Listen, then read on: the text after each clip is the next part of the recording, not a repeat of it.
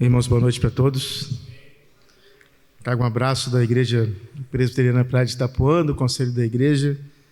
E mando um abraço também para o pastor Arthur. O pastor Arthur é um amigo. Estava falando com o diácono Carlos assim, que vocês têm um privilégio de ter um grande homem de Deus aqui, né?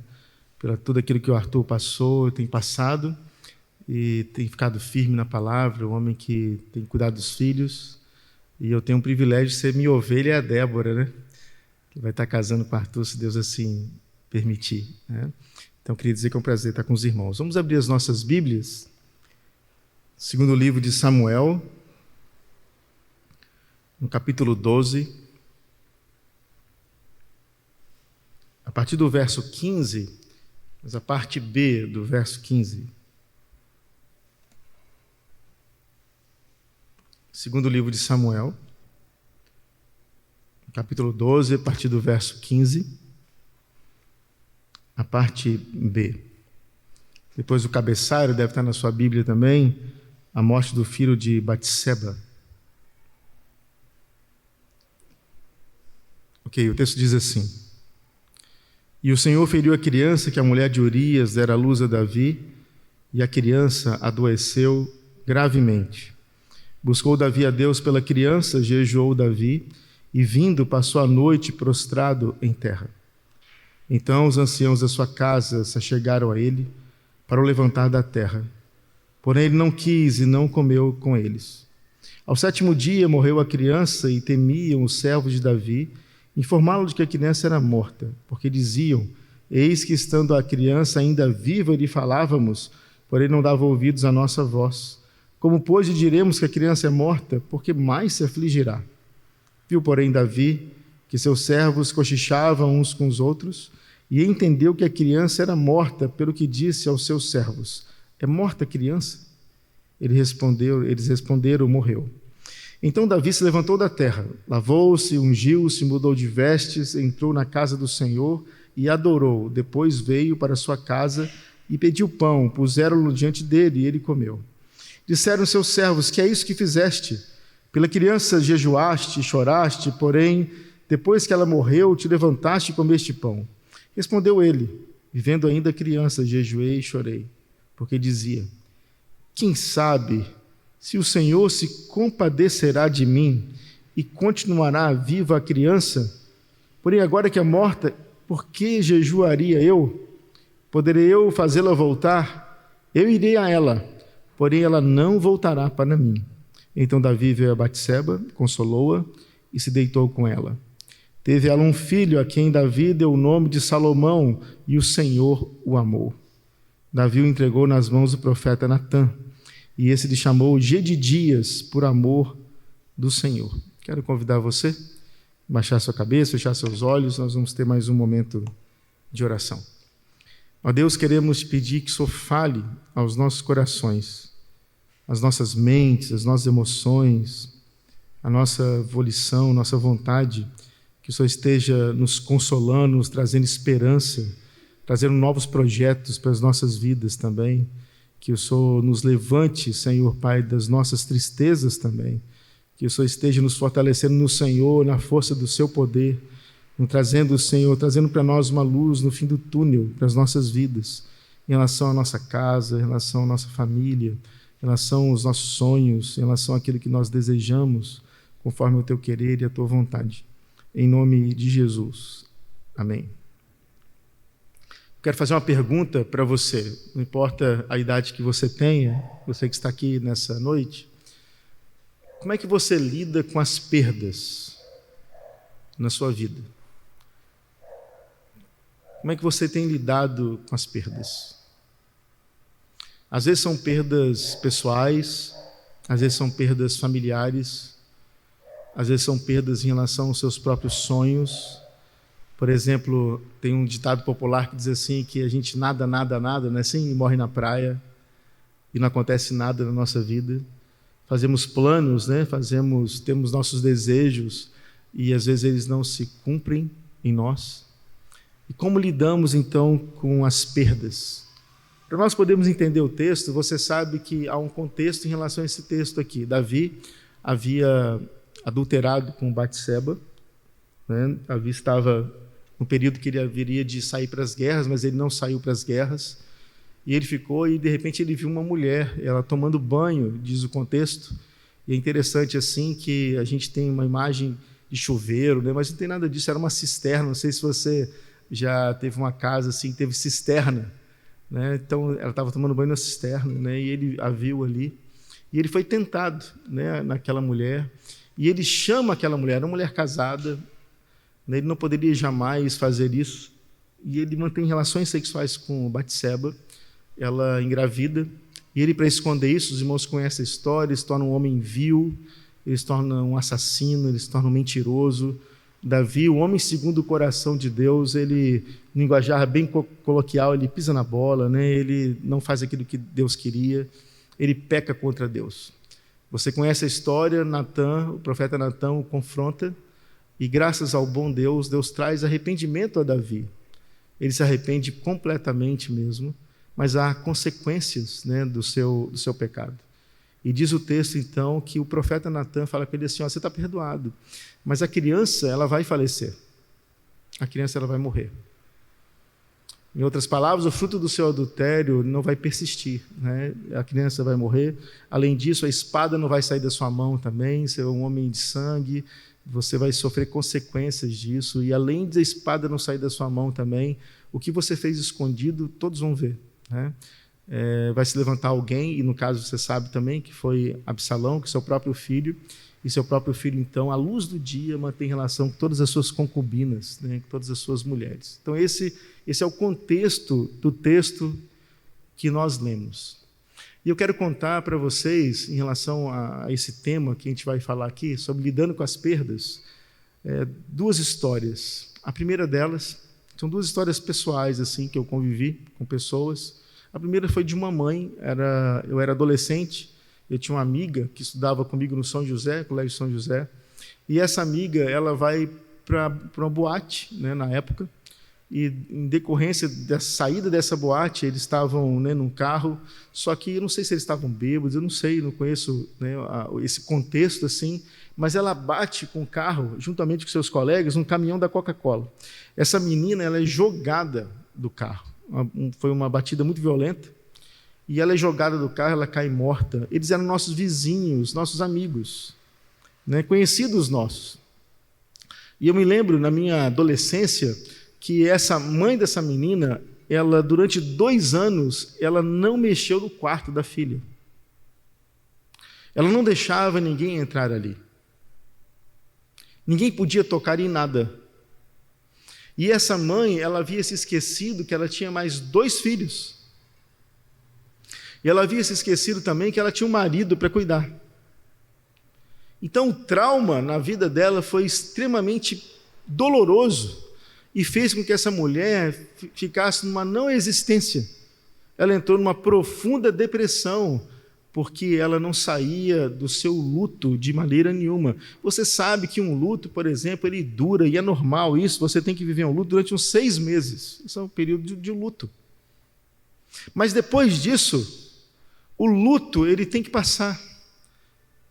A vida ela tem que continuar, né? Só que ela não conseguiu fazer isso, né? Essa é a média de 6 meses, para alguns mais, outros menos.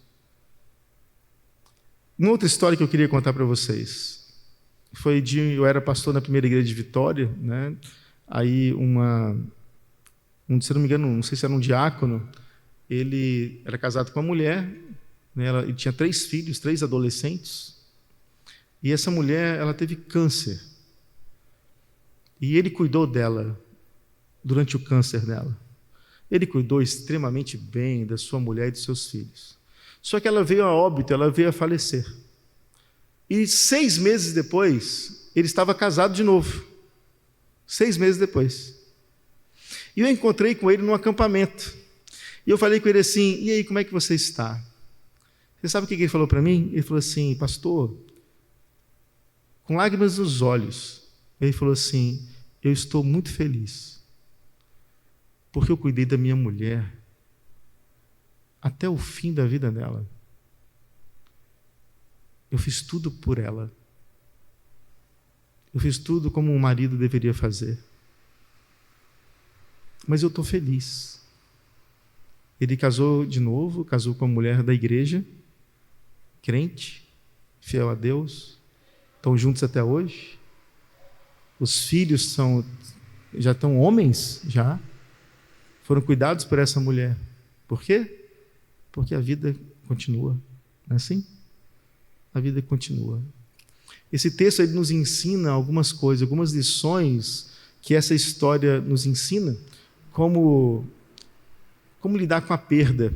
E é isso que eu queria pensar com os irmãos de forma bem breve, como nós devemos lidar com as perdas. Em primeiro lugar, a primeira lição que esse texto nos ensina é que a perseverança na esperança, ela tem que ser a marca da nossa vida na caminhada com Deus. Verso 16, o texto diz assim, olha lá, vamos lá, por favor. Verso 16 do capítulo 12. Buscou Davi a Deus pela criança, jejuou Davi e vindo passou a noite prostrado em terra. O que Davi fez? Ele ouve a notícia do profeta Natã que a criança iria morrer. Mas o que ele fez? Ele falou assim, não, eu vou buscar Deus. Eu vou clamar a Deus. Porque enquanto há esperança ainda na minha vida, eu vou buscar a Deus. E Davi, ele se prostra, ele busca pela criança, ele jejua e passou a noite prostrado em terra. Ele clama a Deus porque ele tem esperança da intervenção de Deus na vida dele. E às vezes nós não somos assim. Às vezes nós desistimos fácil demais. Às vezes nós não resolvemos no nosso coração falar assim, não, vou buscar até o fim. Quais são os seus sonhos? Quais são as suas lutas? Quais são as suas esperanças? Nós cantamos aqui hoje, não foi assim? Que Deus faz milagres. Que Deus ele acalma a tempestade. Que Deus é um Deus que intervém. Que Deus, nós sabemos que Deus está aqui, não é verdade? Sabemos que Deus está. Nós cremos pela fé. Mas a Bíblia nos ensina também que quando Deus se manifesta, nós sentimos Deus também. Nós vemos a graça dele, o poder dele, a manifestação dele. Você já deve ter experimentado isso na sua caminhada cristã, onde um texto saltou aos seus olhos. Um texto falou com você e você percebeu nitidamente assim que Deus falou com você. E Deus se importou com você. Davi, então, ele conhecia esse Deus, ele fala assim, não, Deus é todo-poderoso. Que nós cantamos também aqui. Deus, ele possui todo o poder, ele pode mudar circunstâncias. Você sabe disso, Deus, ele não muda a mente dele, os propósitos santos dele. A nossa oração não tem a capacidade de mudar a mente de Deus, mas a nossa oração tem a capacidade, pela graça dele, de mudar as circunstâncias. Porque Deus, ele muda as circunstâncias. Se estiver nos planos eternos, tudo pode acontecer. Presta atenção nisso. Se Deus não quiser que algo aconteça, nada vai acontecer, não é verdade? Nada vai acontecer. Mas ao mesmo tempo, se Deus quiser que algo aconteça, o que pode acontecer? Tudo pode acontecer. Por isso que a gente deve voltar e ter essa esperança no coração, a perseverança na esperança. Tem que ser a marca da nossa caminhada cristã. Às vezes você que está aqui, você já desistiu de orar por algo específico. Aí o que você fez? Você falou assim, deixa para lá. Eu desisto.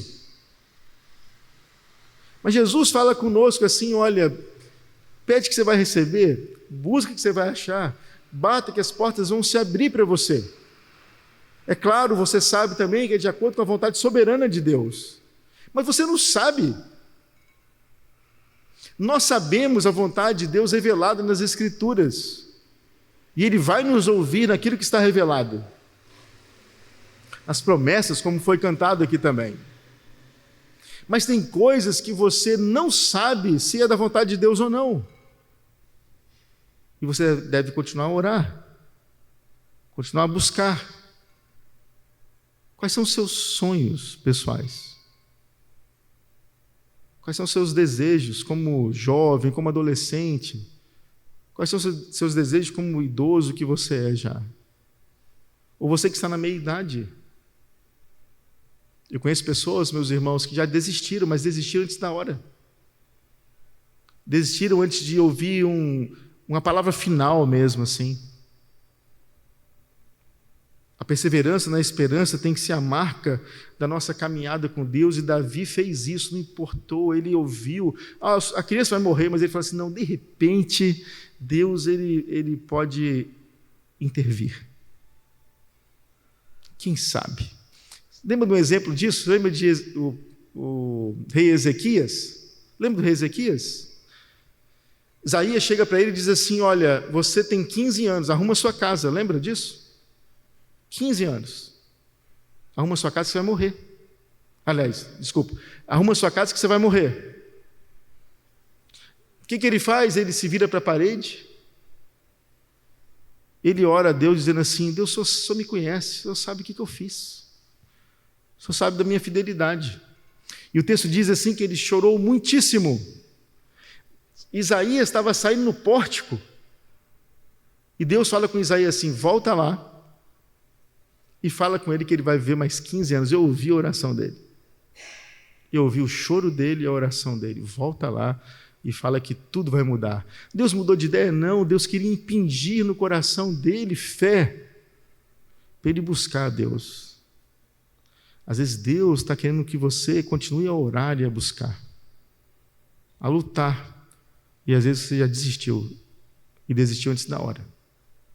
Em segundo lugar, a segunda lição que esse texto nos ensina é que as nossas orações, elas sempre serão respondidas de acordo com a vontade soberana de Deus. Verso 18, a parte A diz assim, ao 7º dia morreu a criança.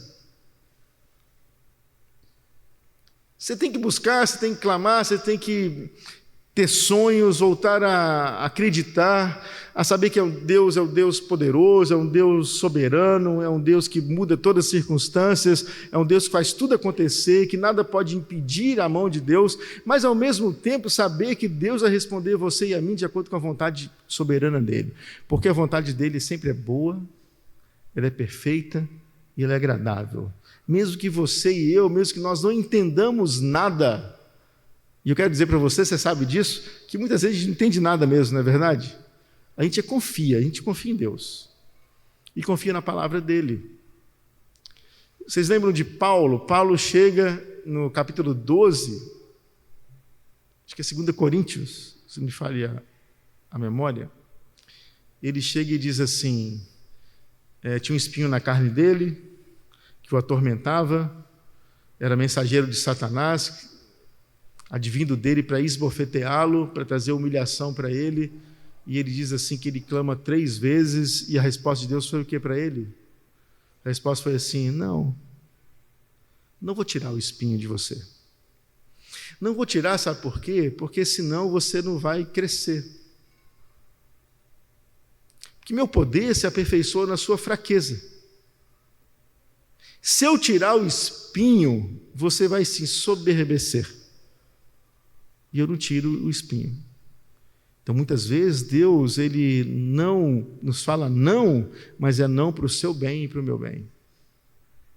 E a gente tem que sempre entender isso, porque senão a gente vai se perder.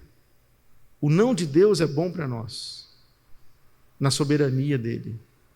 Então, em primeiro lugar, a esperança na esperança, a perseverança na esperança tem que ser a marca da nossa caminhada com Deus. Em segundo lugar, Deus sempre vai nos responder de acordo com a sua vontade soberana, e a vontade dele é boa, ela é perfeita e ela é agradável também. Em terceiro lugar, a terceira lição que esse texto nos ensina é que nós temos que ter consciência de que apesar das perdas da vida, presta atenção nisso, a vida continua.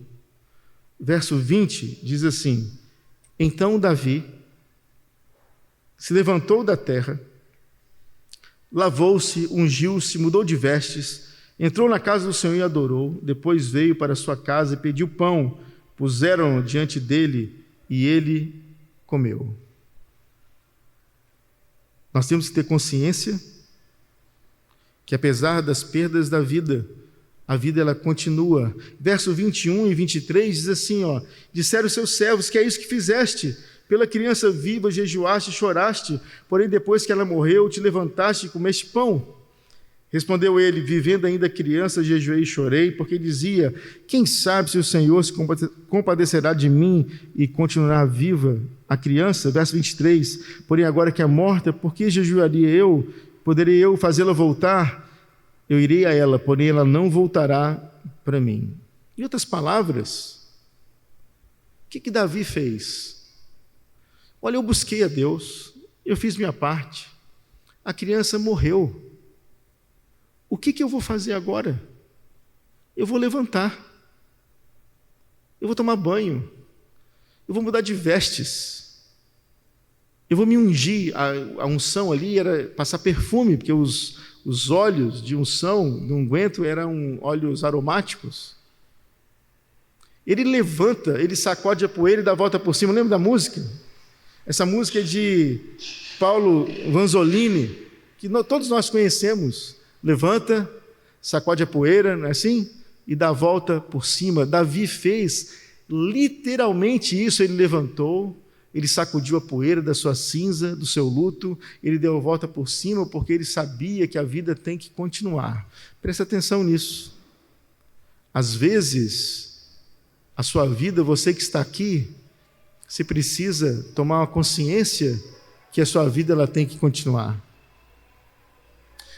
Quem tem ainda, não sei se você tem, álbum de fotografias, mas tiradas mesmo, com máquina ainda, aquela máquina, né, sem ser digital. Você tem isso em casa? Quem tem? Levanta a mão assim.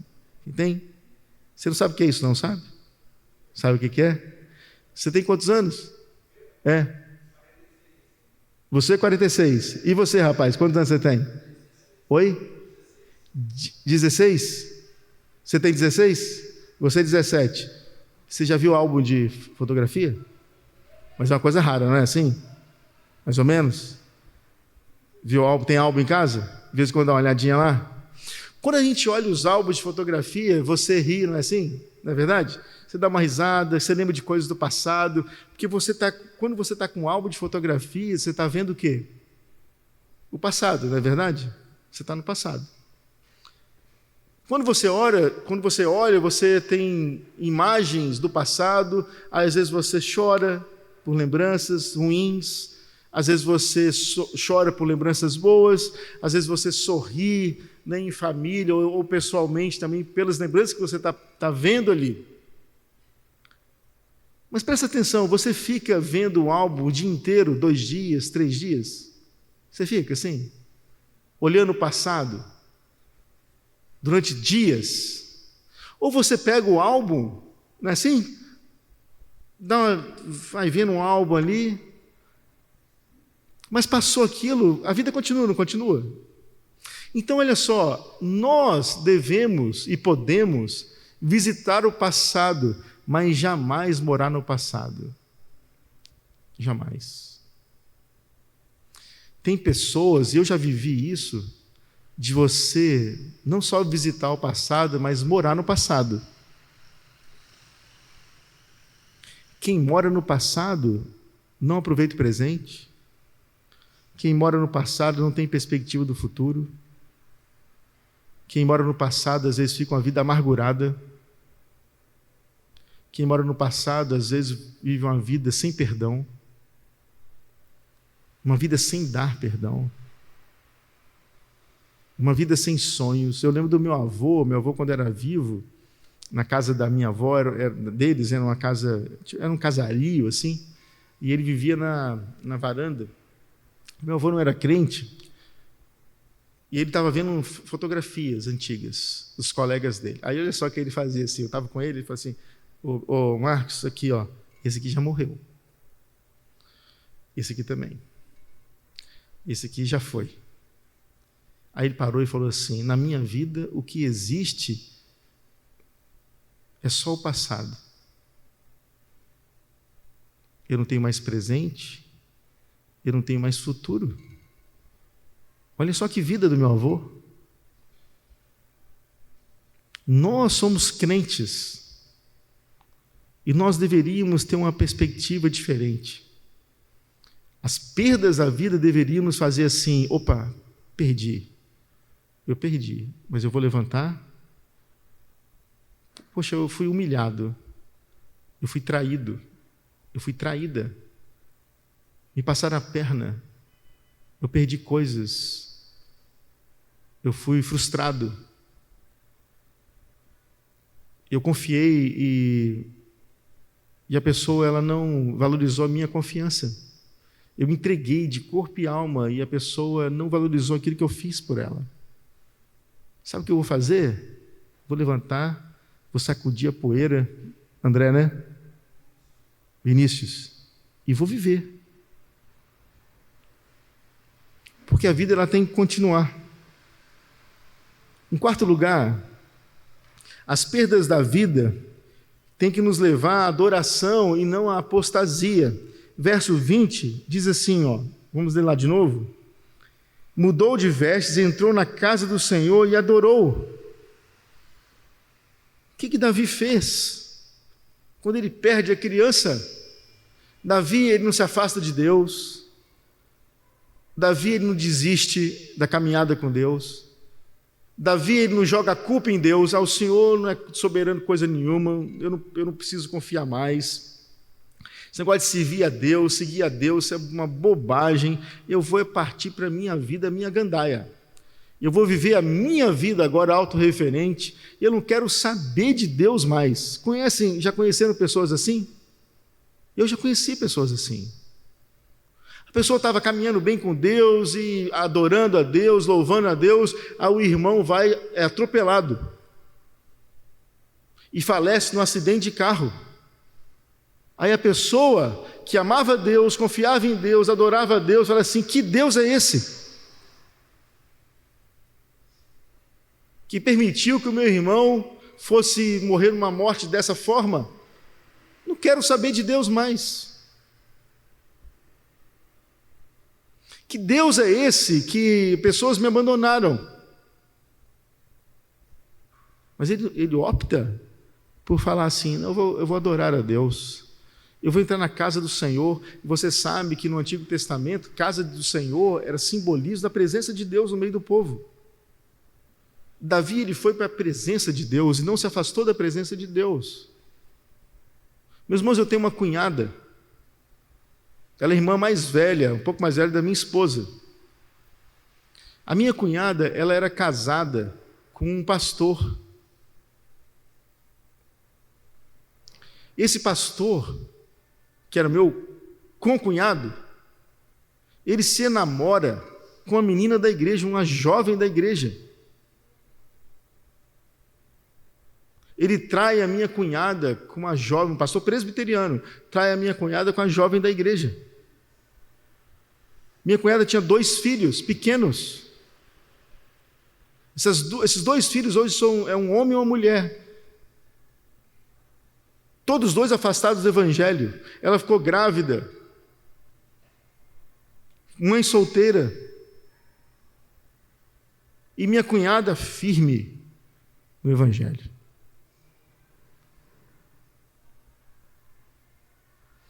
Minha cunhada firme com Cristo. Não se entregou à vida pregressa, não buscou viver a vida dela, afastada de Deus, na apostasia.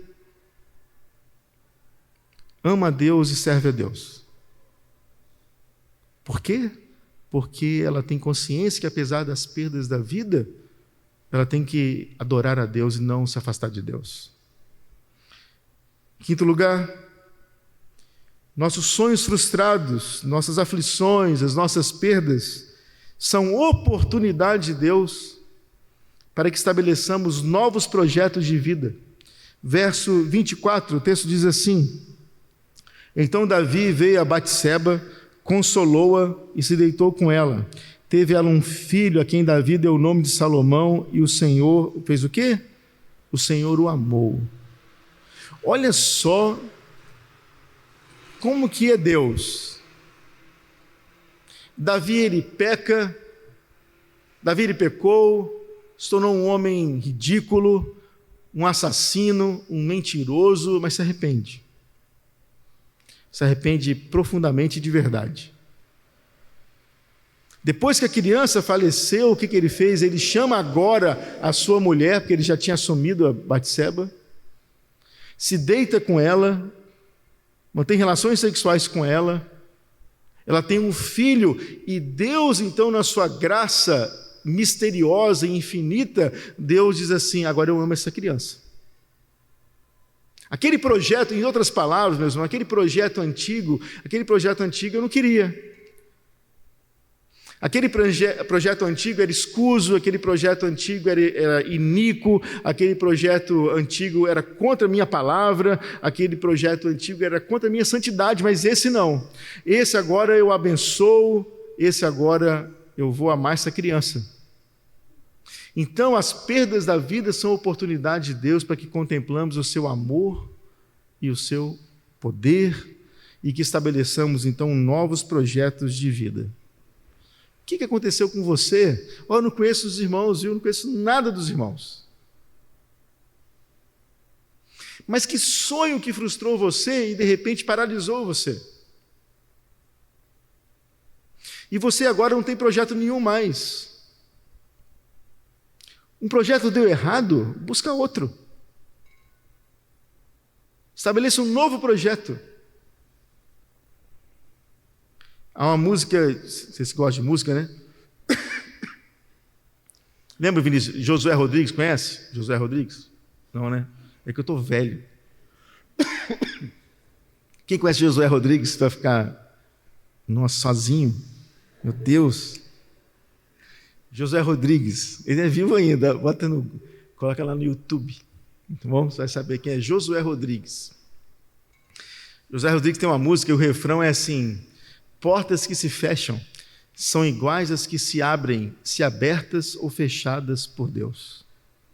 Vou repetir. Muito bonita a visão poética da soberania de Deus dele. Portas que se fecham são iguais às que se abrem, se abertas ou fechadas por Deus. Então, olha só, aquilo que Deus fecha, aquilo que Deus abre é a mesma coisa. Que está debaixo da soberania de Deus. Então, estabeleça um novo projeto de vida. Só que agora, para a gente finalizar, em sexto lugar, a sexta lição que esse texto nos ensina é que agora nós temos que colocar esses novos projetos aos cuidados de Deus. Verso 25, o texto diz assim: Davi o entregou nas mãos, olha só o que o texto diz, do profeta Natã. E o profeta Natã foi aquele que apontou o dedo, não foi? Tu és um homem. Mas Davi, ele fala assim: agora eu vou entregar esse novo projeto, que é essa criança, aos cuidados de Deus, na figura do profeta. E esse ele chamou Gedidias por amor do Senhor. Davi, ele fala assim: olha, em outras palavras, aquele projeto, Senhor, foi um projeto errado. E o Senhor sabe disso. Mas eu quero que o Senhor cuide desse novo projeto agora. Eu comecei errado, mas eu quero consertar. E toma esse projeto aos seus cuidados. Que projeto novo você tem? Pode ser algo familiar, pode ser algo do seu trabalho, pode ser um sonho pessoal, pode ser a continuidade daquilo que você deseja e continuar insistindo, mas estabelecer um novo projeto e colocar os cuidados de Deus agora. Deus está nas suas mãos agora. Eu não vou mais dar murro em ponta, não tem a expressão que fala assim, murro em ponta de faca? Às vezes, meus irmãos, a gente dá murros em pontas de faca porque a gente quer fazer a nossa vontade. Às vezes, seu temperamento é assim. Né? Quem manda é você quer mandar sempre, você quer mandar em você e nos outros. E quem quer mandar sempre nos outros e em você mesmo, nunca ouve a voz de Deus. Coloca diante de Deus, fala assim: Deus, toma agora nas tuas mãos, eu me rendo agora. Eu não vou fazer o que eu quero mais, eu vou pedir orientação, eu vou buscar conselhos, eu vou pedir que o Senhor abençoe aquilo que eu desejo, e não fazer aquilo que eu quero fazer mais. Por exemplo, meus irmãos, esses irmãos estão aqui, são da Igreja Presbiteriana em Paú. Quais são seus sonhos para Paú? Quais são seus sonhos, Vinícius? Para Paú, cara? Quais são seus sonhos como família? Quais são seus desejos para essa igreja? O que vocês desejam para aqui? Não importa quem não está aqui. É você que está aqui hoje, você que está ouvindo aqui. Não importa quem não está aqui e não está ouvindo aqui, é você. Deus trouxe você para ouvir. O que você deseja para essa igreja? O que você deseja para o seu casamento, por exemplo? O que você deseja para os seus filhos? Você que é filho, o que você deseja em relação aos seus estudos? Quais são os seus sonhos? Deus é um Deus que faz milagres mesmo. Tem uma ovelha na minha igreja lá que é meu oncologista. Meu oncologista estudou em escola pública a vida inteira. Fez medicina depois de ter feito enfermagem. Um professor dele chegou para ele e falou assim: você não vai dar em nada, você vai ser porteiro. Aí um dia, sabe o que aconteceu? Esse mesmo professor foi fazer uma consulta oncológica. Oncológica, não, desculpa, ele é meu urologista. Uma consulta urológica. Olhou lá, esse cara falou assim: você, ô fulano, o professor, você está lembrando de mim, não? Eu sou fulano de tal, seu aluno. A mesma pessoa.